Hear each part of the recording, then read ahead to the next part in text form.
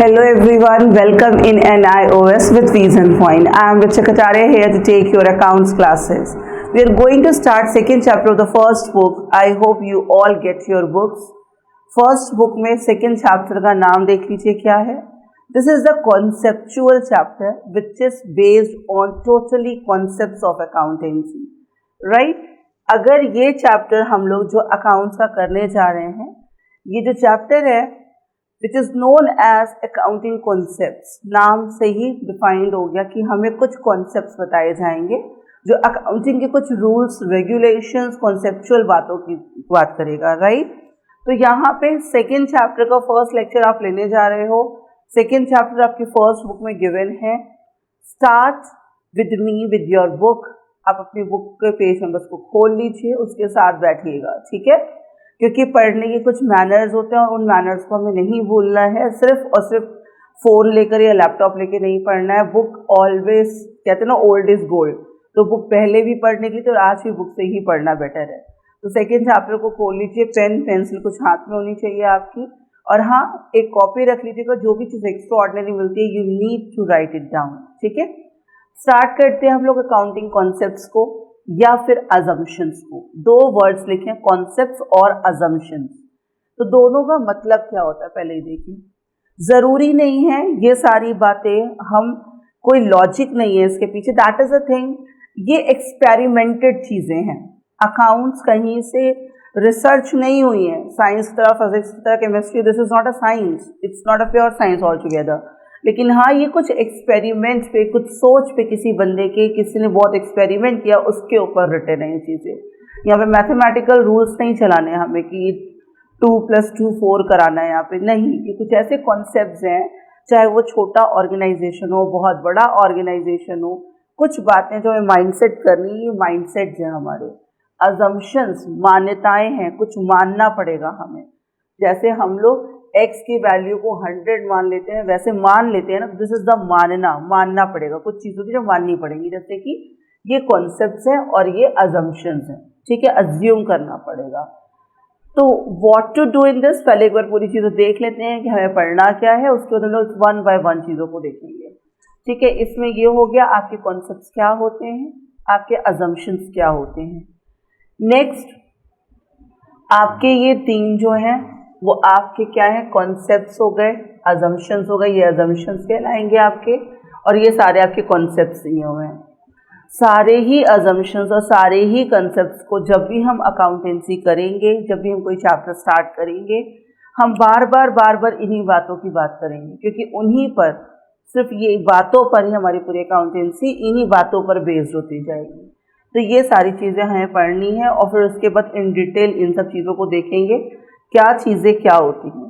ठीक है, तो लेट्स स्टार्ट कि स्टार्टिंग कैसे करनी है हमें. आप लोगों ने होप फॉर द बेस्ट कि मेरी बात को सुना होगा और आपने बुक निकाल ली होगी और एक कॉपी पेन लेकर के बैठिएगा. चीज़ों को repeatedly I let you know, क्योंकि आपको ध्यान रखना है कि आपका जो पेपर का पैटर्न है, जो कि आपको एंड ऑफ द लेक्चर में समझाया जाएगा, उसमें MCQs भी आए हुए हैं और MCQs can never be learn.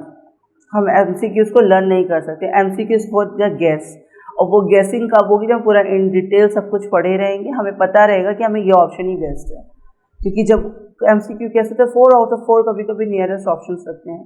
जब हम पढ़े रहेंगे तो हमें बेस्ट ऑप्शन अपना पता रहेगा कि यही करेक्ट आंसर है. ठीक है, तो यहाँ पे स्टार्ट करते हैं पढ़ना. In order to make the accounting language to convey the same meaning to all people. To convey the same meaning to the all people. आपके लिए भी 2 + 2 4 है, मेरे लिए भी 2 + 2 4 है, किसी थर्ड पर्सन के लिए भी 2 + 2 4 ही है. It is for all people. कोई सिंबल ऐसे बना दीजिए, प्लस का मतलब हमें जोड़ना ही है. Everybody know this. तो ये यूनिवर्सली बना दिया गया कि सबको ये चीज़ माननी पड़ेगी. तो इसका मतलब अगर ये मार्क है तो एवरीबडी नो कि किसका मार्क है, एडिशन का मार्क है. तो ये एक अजम्पशन बना दिया गया कि ये जो मार्क बनेगा वो किसका बनेगा, एडिशन का बनेगा. This is an assumption. उसी तरह से हिंदी के लिए एक लैंग्वेज, इंग्लिश के लिए एक लैंग्वेज, दैट इज ग्रामर चाहिए होती है. उसी तरह अकाउंटिंग को जानने के लिए ग्रामर चाहिए होती है, जिसको हम अकाउंटिंग लैंग्वेज कहते हैं. वो लैंग्वेज ताकि हम कन्वे कर सकें सारी की सारी same meaning, whatever I am saying, आप भी वही चीज़ समझो. Same meaning is the same sense, तो same meaning to all people, हर एक बंदे को सेम मीनिंग ही पता चले ताकि हमारी जो बात है वो मीनिंगफुल बन सके, उसको हम क्या कहते हैं, कॉन्सेप्ट कहते हैं। ठीक है। Most of the accountants have agreed to number of concepts which are usually followed preparing the financial statement. जो भी हम अकाउंट्स करेंगे हमें कुछ ऐसे कॉन्सेप्ट्स होते हैं, कुछ ऐसे assumptions होते हैं which we have to follow.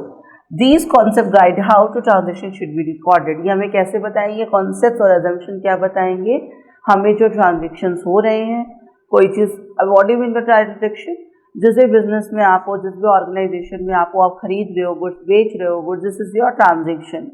Bank का ट्रांजेक्शन क्या है, आपके पैसे को एक्सेप्ट करना और आपको पैसे प्रोवाइड कराना, यही है deposit and the withdrawal. Bank का ट्रांजेक्शन हो गया। इस तरह ट्रांजेक्शन के तो डिपेंड करता है ऑर्गेनाइजेशन के नेचर पे कि किस तरह का ट्रांजेक्शन आप कर रहे हो। ठीक है।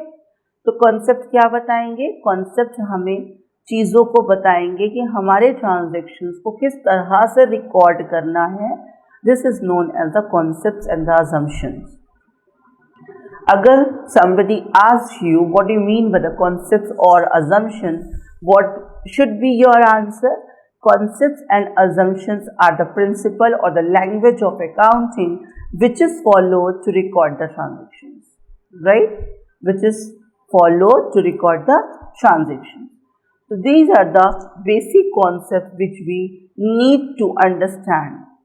ये जो चैप्टर है मैं आपको बता दूं, अकाउंट्स का ये एक ऐसा बेसिक चैप्टर है जो हमें 11th में, 12th में, बीकॉम फर्स्ट ईयर में, बीकॉम थर्ड ईयर में, सारे सेकेंड ईयर में नहीं, सारे ही क्लासेस में मोस्ट प्रोबेबली पढ़ना पड़ेगा। जो बच्चे बीबीए करते हैं उनके फर्स्ट सेमेस्टर में ये है, जो बच्चे एमबीए करते हैं उनके फर्स्ट सेमेस्टर में ये है, सीए वाले बच्चों को तो पढ़ना ही पढ़ना है, सीएस वाले बच्चों को भी पढ़ना है। In the sense what am I trying to say, this is the basic chapter which you need to understand either today और टुमारो और after some time, you have to learn it.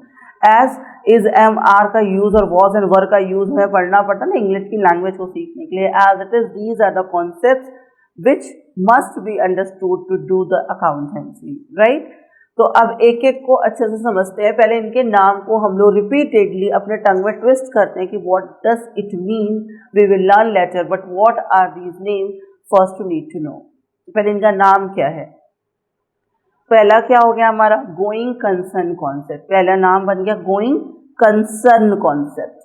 Concern means होता है business,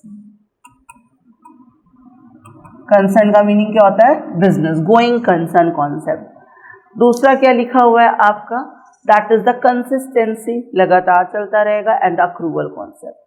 अब पहले ये तीन बातों को बार बार ये वर्ड्स को याद कर लीजिए क्योंकि हमें पढ़ना क्या है, going concern concept, that is consistency concept, and third is what, accrual concept. What's next about the concept, business entity concept, जिसको सेपरेट लीगल एंटिटी के नाम से भी जाना जाता है, separate legal entity, business entity concept. Next क्या है, money measurement concept, accounting period concept, historical और the cost concept, dual aspect concept, and revenue recognition concept, matching concept, objectivity concept. These are the concept, these are the assumptions, right. तो ये हमारे assumptions हैं और ये हमारे concepts हैं। पहले जब कोई हमारे पास आता है नया, हमें उसका नाम पता करना होता है, व्हाट इट्स नेम, तो हम पहले नाम पता करते हैं, अब वो अंदर तक उसके बारे में जानना है। लेकिन अभी क्या करना है, पहले सिर्फ नाम पता करना है। नाम हैज कम टू नो, क्या हो गया, going concern, consistency, accrual, right, business entity concept, money measurement concept, period, historical and the cost concept, dual aspect concept, revenue recognition concept, matching and objectivity concept. Why am I repeating the things, आप लोगों को मैं बोल रही हूँ, जब हम लोग 2 बार 3 बार कोई चीज़ को रिपीट करते हैं, इसका मतलब आपको भी वो रिपीटेडली सुनना है एंड रिपीटेडली हमारे साथ रिपीट भी करना है, ठीक है। Let's start one by one the things.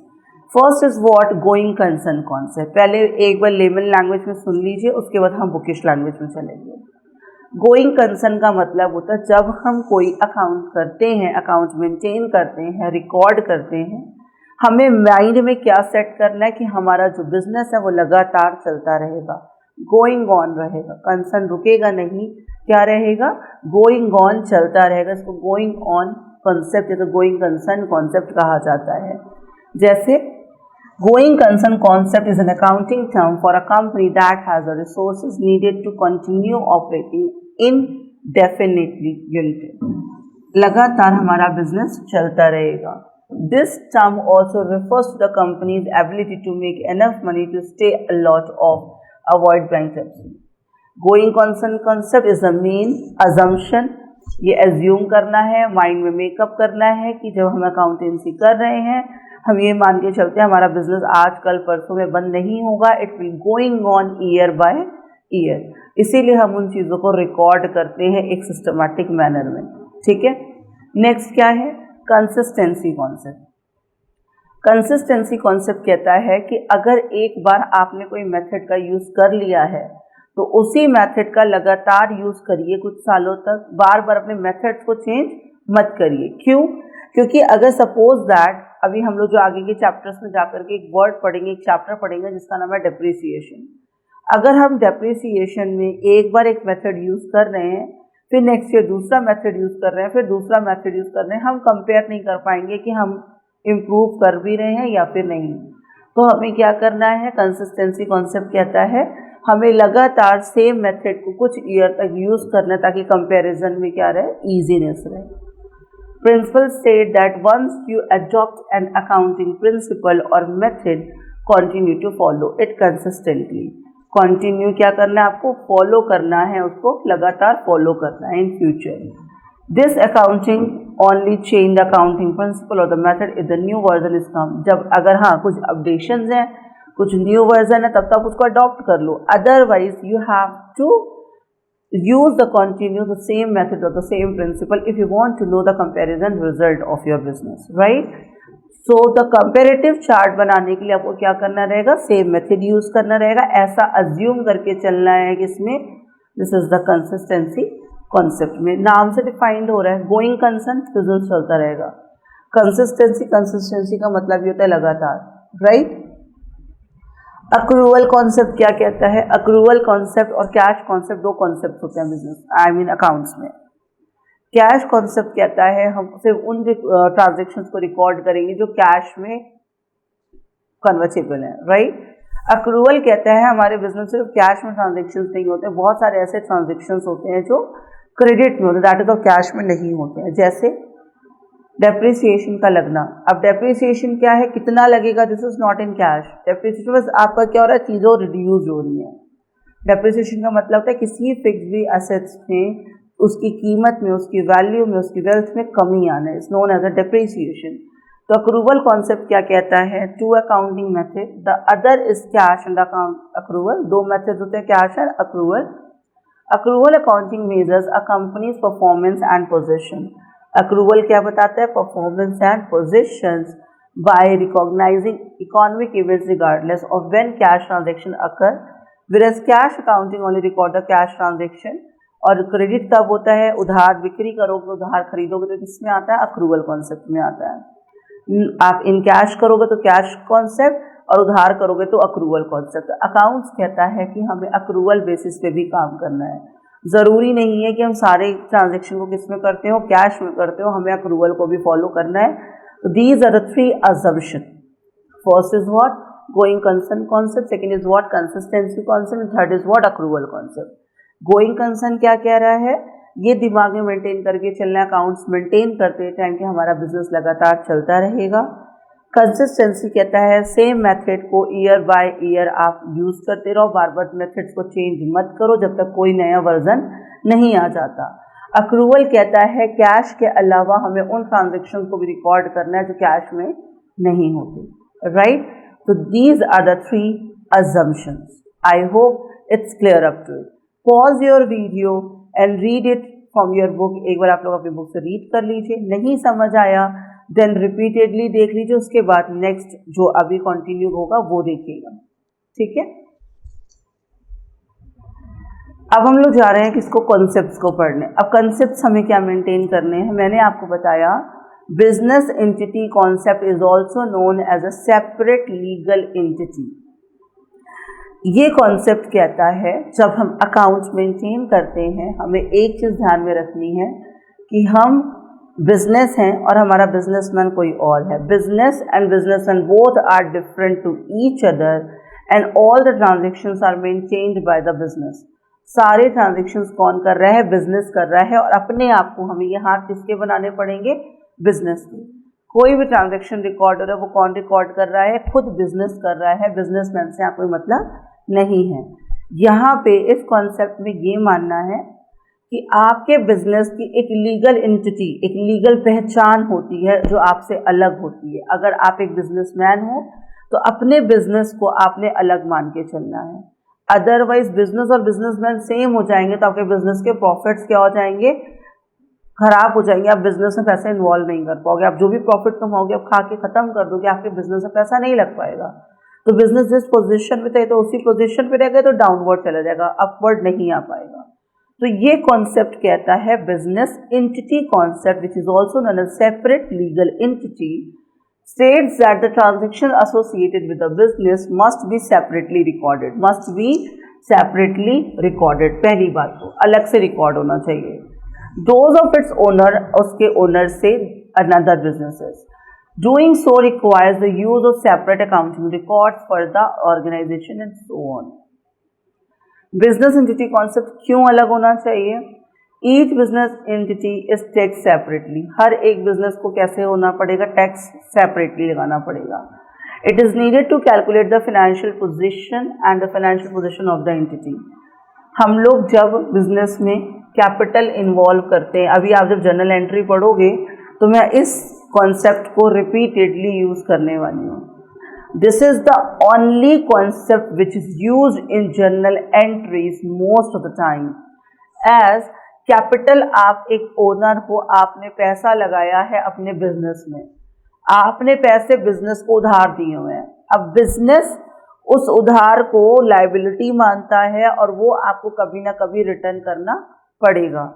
ठीक है, इस चैप्टर में परेशान मत होइएगा, पहले अच्छे से सुन लीजिए. उसके बाद जब आगे के चैप्टर्स आप पढ़ोगे फिर से इस चैप्टर को जब ध्यान करोगे तो आपको कॉन्सेप्चुअल समझ आएगा कि हाँ इस चीज़ों की बातें यहाँ पे हो रही थी. ठीक है, तो कैपिटल जब हम इन्वॉल्व करते हैं अपने बिजनेस में तो हम ये मान के चलते हैं कि हम अपने बिजनेस को उधार दे रहे हैं. अब हमें जितने भी ट्रांजेक्शन्स करने हैं किसके पॉइंट ऑफ व्यू से करने हैं? बिजनेस के पॉइंट ऑफ व्यू से करने हैं. ठीक है, तो business entity concept deals separate legal entity of a business and the businessman because of all these reasons कि हमें नीडी होता है. तो क्या होता है? ये लायबिलिटी होती है बिजनेस की, क्या? आपकी कैपिटल की, कि आपने अपने बिजनेस पे लगाई है, मेरे को आपको पैसा वापस करना है. एक वर्ड इंट्रोड्यूस होगा, ड्रॉइंग्स.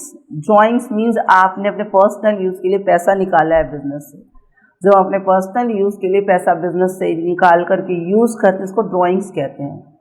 वो बिजनेस ने किसी को उधार दे रखा है, अब वो बिजनेस वापस लेगा. तो ड्रॉइंग्स कैपिटल सब किसके लिए यूज होते? Because of business entity concept के लिए. राइट. मनी मेजरमेंट कॉन्सेप्ट क्या कहता है? मनी मेजरमेंट कॉन्सेप्ट कहता है all those transactions are recorded in the books of account only, I am taking the name only which are measurable in terms of money. उन्हीं transactions को हम सिर्फ record कर सकते हैं अकाउंट्स में जो सिर्फ किसमें होते हैं? मनी में मेजरेबल होते हैं. आप किसी की एम्प्लॉय की स्किल को या उसकी कंडीशन को, आप इन सारी बातों को आप अकाउंट में यूज़ करके लिखते नहीं हो. आप कहीं गए, आपको मैनेजर का नेचर अच्छा लगा, this is not concern in the books of account. Book of accounts take all those transaction which are measurable in the terms of money. तो वही ट्रांजेक्शन्स को हम अकाउंट्स में लिखते हैं जो मनी में मेजरेबल हैं. राइट. तो यहाँ पे क्या कह रहा है? States only those business should only record an accounting transaction if it can be expressed in the terms of money. Expressed in the terms of money only. This means that the focus of accounting transaction is on quantitative information rather than the qualitative.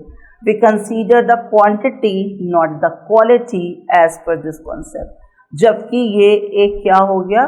Limitation बनती है. Because if your manager is good in working, if the condition of the working condition is good, the transaction will take place more and more. But this concept says that all these things are not to record, just to record the terms of money, right? Next is what? Accounting period concept. First, to understand what does it mean. हमारा जो financial year होता है 1 अप्रैल से 31 मार्च का होता है.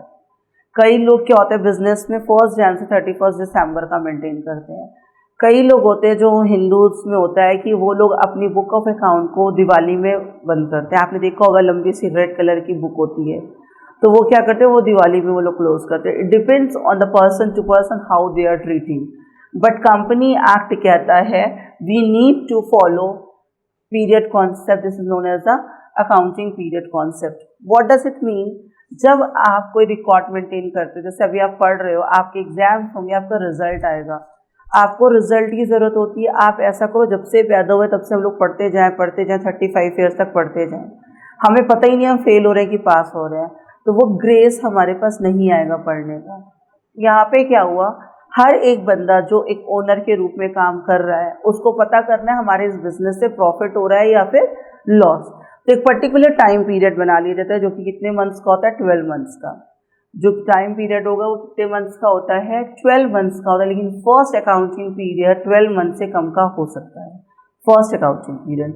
आज हम लोगों ने कोई बिजनेस शुरू किया, फॉर एग्जाम्पल आज कोई पर्टिकुलर आज 1 अप्रैल है, सपोज दैट. अगर हमने 1 अप्रैल को बिजनेस अपना शुरू किया तब तो पूरे हमें 12 महीने मिलकर 31 मार्च तक.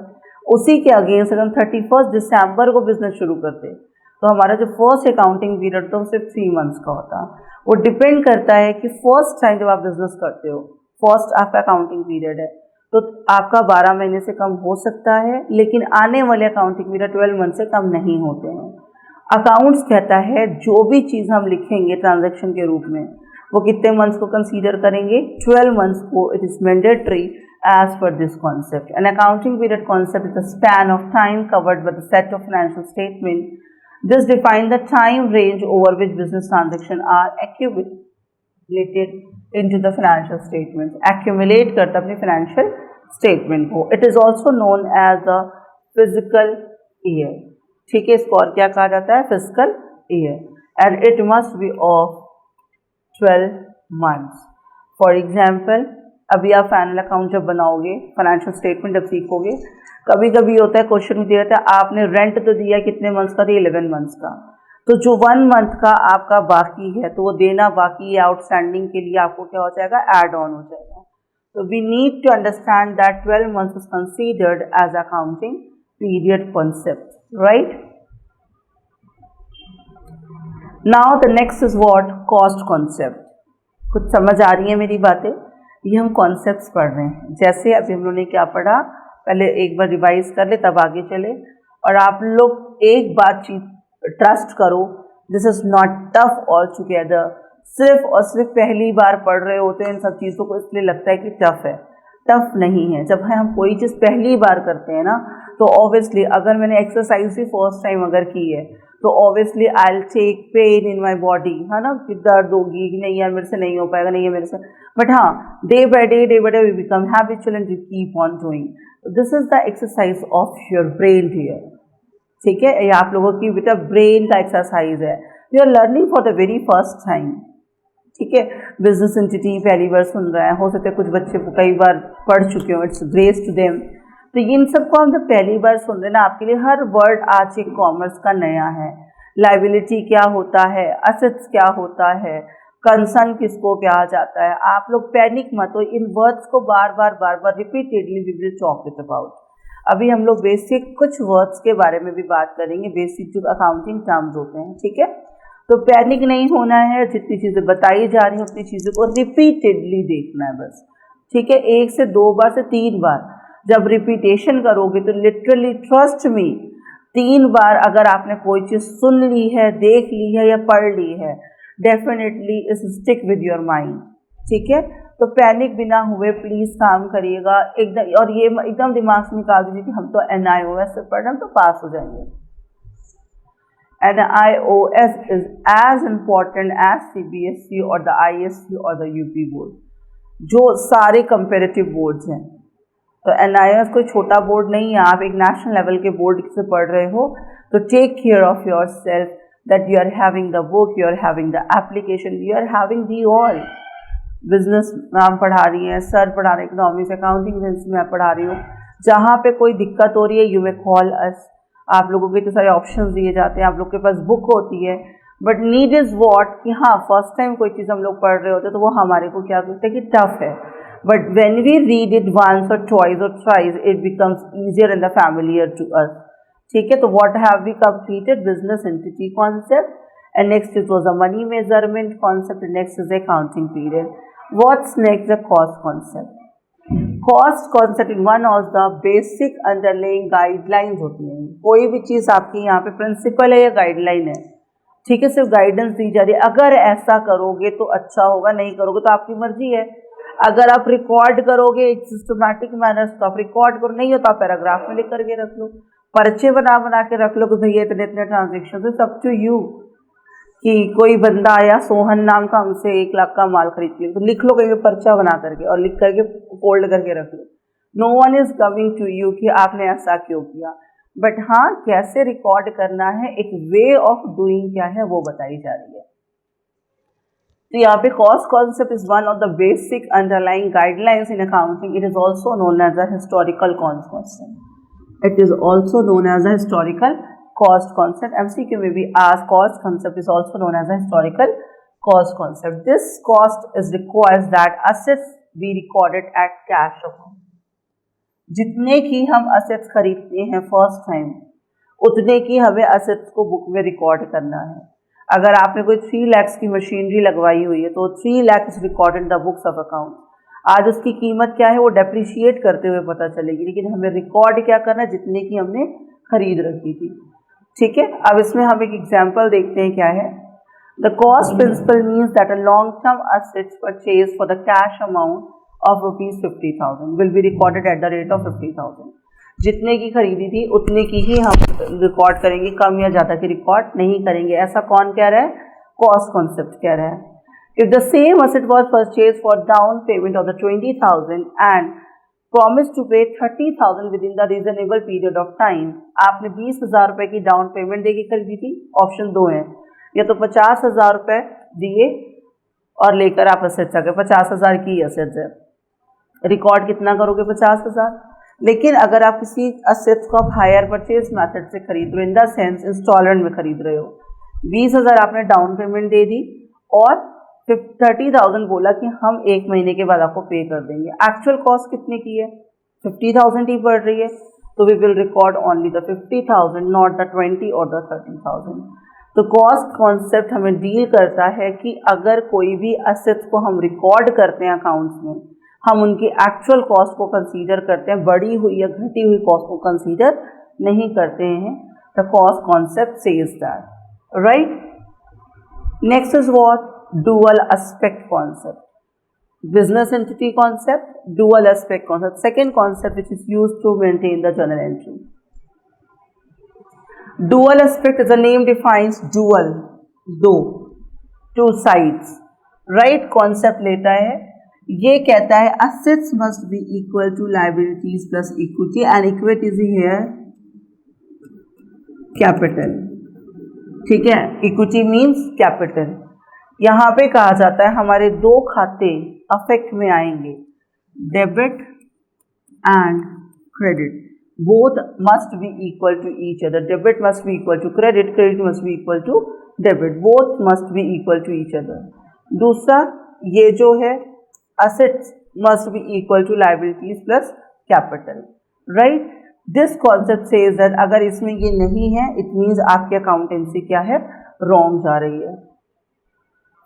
Revenue recognition concept, revenue recognition concept कहता है जब तक पैसा वसूल नहीं हो जाता तब तक उसको रिकॉर्ड नहीं करेंगे।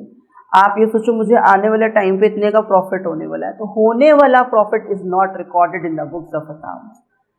लॉस को पहले से लिखा जाता है, लेकिन जब तक पैसा वसूल नहीं हो जाता तब तक उसको रिकॉर्ड नहीं किया जाता है। As a question says, one should only record revenue when it has been earned.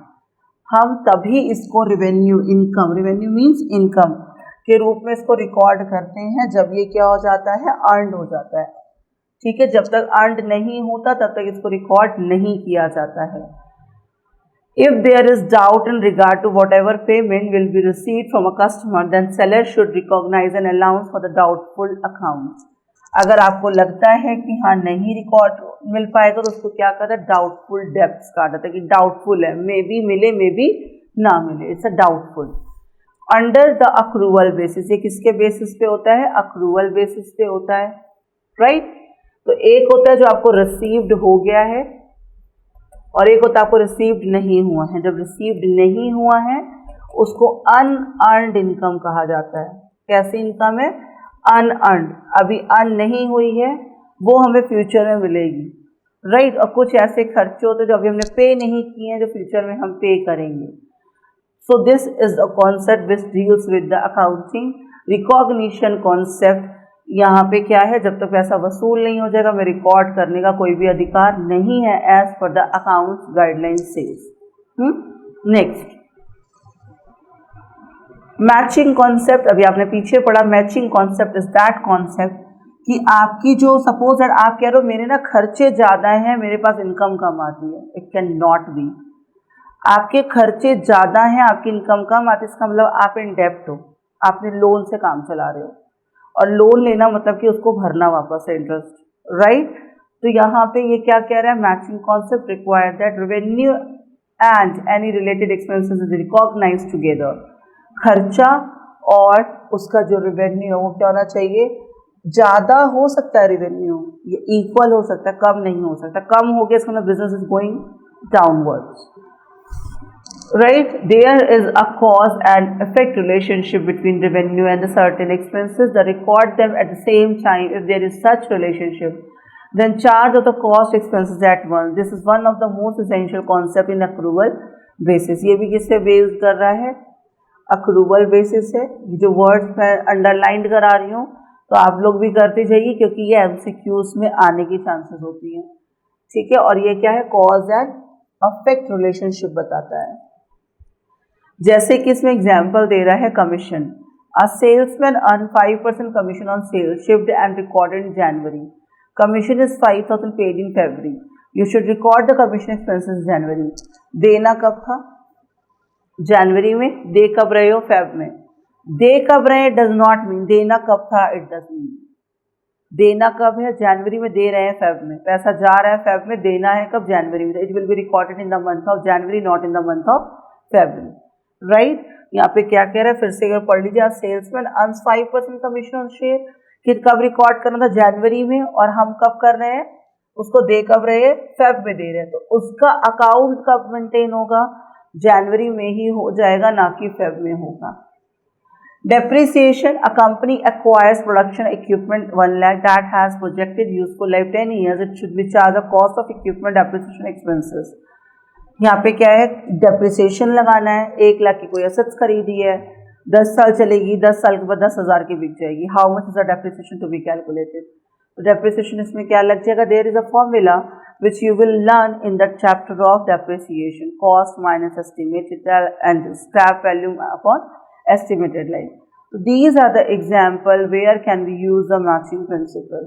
Matching principle is what, expenses should be equal to earnings, right? Objectivity concept, there must be some objective to maintain the book of accounts. आप जब account maintain करते हो, आपको क्यों maintain कर रहे हो book of account, या तो प्रॉफिट पता करोगे तो लॉस, अपना पोजीशन पता करोगे ना, हम प्रॉफिट में चल रहे हैं कि लॉस में चल रहे हैं। There must be some objective. Sometime we maintain the accounts to audit our accounts, sometime we maintain the accounts for the lawful concept.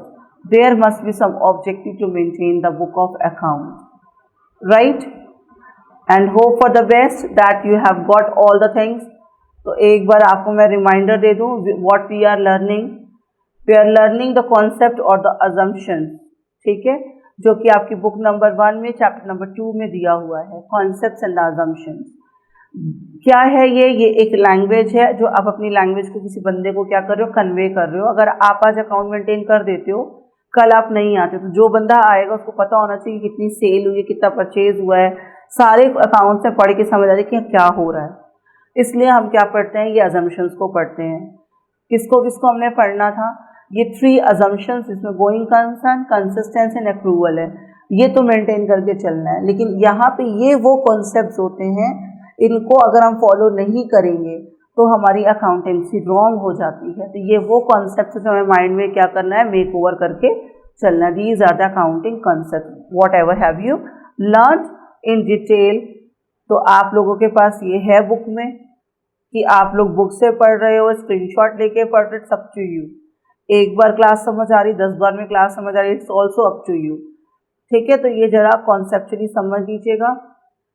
और आपके पास प्रॉब्लम है तो you may call us. Thank you so much being in touch with the next chapter. Thank you.